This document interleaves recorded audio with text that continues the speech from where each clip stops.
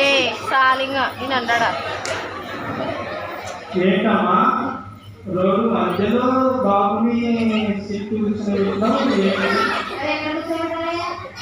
ఏంటమ్మా ఎక్కడ కూర్చోబెట్టాలంటున్నావు? అధికారులు లెటర్ రూమ్లు కట్టించుకొని అని చెప్పి ఫ్రీగా లెటర్ రూమ్లు కట్టిస్తా ఉంటే నువ్వేంటి రోడ్లో కూర్చోబెట్టి రోజంతా పాల్గొంటావు. ఏంటమ్మా అలా మాట్లాడుతున్నావు?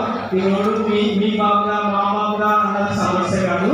రోడ్డు పక్కన పిల్లలు దొడ్డు కూర్చోవడం వల్ల మన ఇంటి ముందు ఆ యొక్క చెడు ఉండడం వల్ల చుట్టుపక్కల ఉన్న దోమలు ఈగలు ఆ కుప్పల పైన వాకి మన ఇంట్లోకి వస్తాయి. మనం తినే ఆహారాల మీద ఆ ఈగలు వాగుతాయి. ఏ ఈగలు? నీ కొడుకు కూర్చున్న ఆ దొడ్డి మీద కూర్చున్న ఈగలే మీరు తినే పండ్లు కావచ్చు, లేదా స్వీట్స్ కావచ్చు, లేదా ఆహారం కావచ్చు, వాటి మీద ఆగుతాయి. ఆ తర్వాత మీరు వాటిని తినాల్సిందే. ఏంటి? మీ కొడుకు కూర్చున్న దొడ్డి మీద కూర్చున్న ఈగలు ఆమె తీసుకొచ్చిన ఆహారాన్ని అంటే రెండు ఆహారాలు కలిపి మీరు తినడం వల్ల మీకు మలేరియాలు కానీ టైఫాయిడ్ కానీ నానా రకాల జబ్బులు వాంతులు పేగులు ఇలాంటి సమస్యలు వస్తూ ఉంటాయి.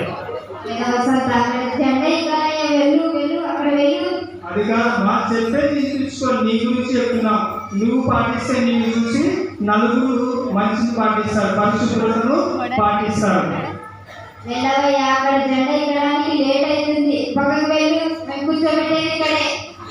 ఏంటమ్మా ఇక్కడే కూర్చోబెట్టాను అంత మొండిగా ప్రవర్తిస్తున్నాయంటే ఇంత చెప్పినా కూడా కూర్చోబెట్టేది ఇక్కడే అంటున్నావు. అసలు అలా కూర్చోబెట్టడం వల్ల ఎంత ప్రాబ్లమో. మరి నేను జెండాకి వెళ్ళాలంటున్నావు, జెండా ఎగరవేయడానికి వెళ్ళాలంటున్నావు. అసలు ఎందుకు వరకు ఈ జెండా పండుగ జరుపుకుంటున్నారో నీకు తెలుసా? మరి తెలియదు అంటున్నావు. అసలు ఆ జెండాకున్న రంగుల గురించి మీకు తెలుసా? మరి తెలియకపోతే తెలుసుకుని నిజమైన స్వాతంత్రాన్ని నిజమైన జెండా పండుగను జరుపుకోవాలి. మరి జెండాకున్న కింద రంగు పచ్చటి రంగు ఎందుకు ఆ పచ్చటి రంగు జెండాలో పెట్టారంటే దేశమంతా పచ్చదనంగా పరిశుభ్రంగా ఉండాలని ఆ పచ్చదనాన్ని జెండాలో చేయించడం జరిగింది. అంటే దేశమంతా పచ్చదనం కలిగి ఉండాలి, ఎలాంటి అసమృద్ధ కలిగి ఉండకూడదు, ఎలాంటి చెడు ఉండకూడదు అని ఆ యొక్క రంగులు చేర్చడం జరిగింది. మీ పిల్లలేమో మీటు సిమెంట్ రోడ్డు మీద కూర్చోబెట్టి పాలు ఎత్తున్నారు, మీ పిల్లలేమో ఏంటమ్మా అసలు పరిశుభ్రత గురించి మీకు తెలుసా? క్రైస్తవులు అంటారు, రోజు వాక్యాలు అంటారు, వారి పాఠం మీ పాఠంగా రోజు ఎన్నో మంచి ప్రసంగాలు చేస్తారు.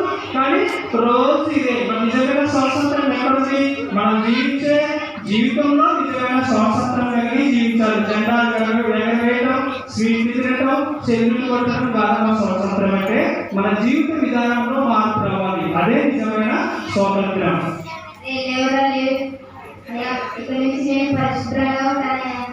అమ్మ మీరు మాత్రమే పరిశుభ్రంగా ఉండదు కాదు, మీ తోటి వారికి కూడా చెప్పి పరిసరాన్ని పరిశుభ్రంగా ఉంచుకుంటే మన యొక్క ఆరోగ్యాన్ని కూడా శుభ్రంగా ఉంటుంది. మనిషినమ్మ అలాగే ఉంటుంది.